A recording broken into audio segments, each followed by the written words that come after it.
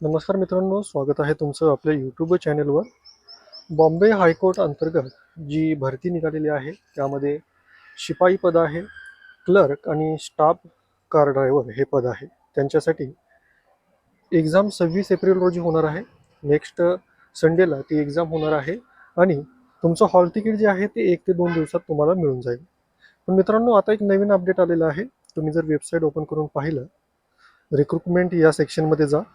त्यानंतर ज्या पोस्टला तुम्ही अप्लाय केले त्या पोस्टवर क्लिक करा आणि इथं जर तुम्ही पाहिलं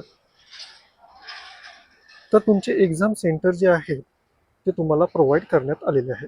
आता हे एक्झाम सेंटर कुठे प्रोव्हाइड करण्यात आलेले आहे? ज्या जिल्ह्यातून तुम्ही अर्ज भरलेला आहे, म्हणजे तुमचा लोकल ॲड्रेस ज्या जिल्ह्याचा टाकलेला आहे, फॉर्म भरताना तुम्ही ज्या जिल्ह्याचा लोकल ॲड्रेस टाकलेला आहे त्या जिल्ह्यामध्ये तुमचं एक्झाम सेंटर आहे. तुम्ही ज्या जिल्ह्यात लोकल ॲड्रेस टाकलेला आहे त्या जिल्ह्यासमोरील जो PDF आहे ती डाउनलोड करायची आहे आणि त्यामध्ये तुम्ही तुमचं एक्झाम सेंटर कोणतं आहे ते तुम्ही पाहू शकता. आता आपण जर पाहिलं, एक डाउनलोड करून आपण पाहूया. ठीक आहे, सोलापूरचं आपण डाउनलोड करूया.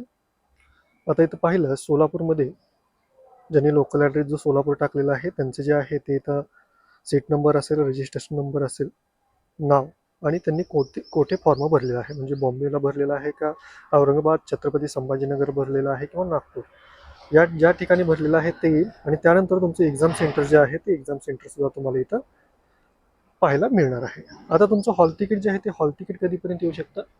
जास्तीत जास्त तुमचं हॉल तिकीट 21 तारखेपर्यंत येऊन जाईल. 21 तारखेपर्यंत तुमचं हॉल तिकीट टोटल तुम्हाला फुल्ली डाउनलोड करता येईल. आता तुम्ही या जिल्ह्याच्या ठिकाणापासून जर काही दूर राहत असाल, करत असाल, तर तुम्ही तुमच्या सोयीनुसार हॉल तिकीट ज्यावेळेस येईल त्यावेळेस तुम्हाला एक्झाम टाईम यापूर्वीच सांगितलेला आहे. त्यानंतर त्यामध्ये रिपोर्टिंग टाईमसुद्धा मेन्शन केला जाईल.